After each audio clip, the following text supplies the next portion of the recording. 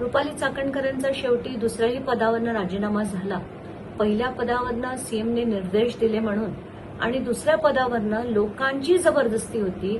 राष्ट्रवादीच्या अनेक आमदारांनी त्याच्यावर आक्षेप घेतले म्हणून झालेला हा जबरदस्तीचा राजीनामा आहे.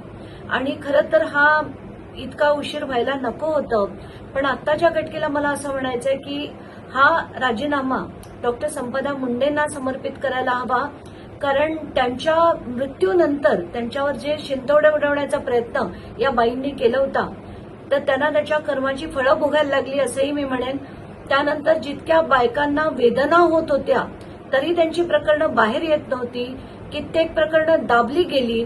तर या सगळ्यावर मला असं वाटतं की त्याची कर्माची फळं ह्या रुपाली चाकणकरांना भोगावी लागली आहे.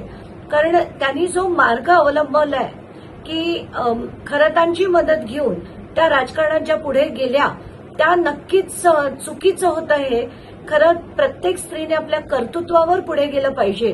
पण त्यांनी पदोपदी नको त्या गोष्टीचा आधार घेतला आणि त्यांना वाचवणारे एकमेव व्यक्ती म्हणजे सुनील तटकरे आहेत. तर हे सगळं लोकांचा विरोध होत असताना, तीव्र विरोध होत असताना पण जे पदोपदी वाचवलं गेलं ते सुनील तटकरेंनी वाचवलं याच्यात काहीच शंका नाही.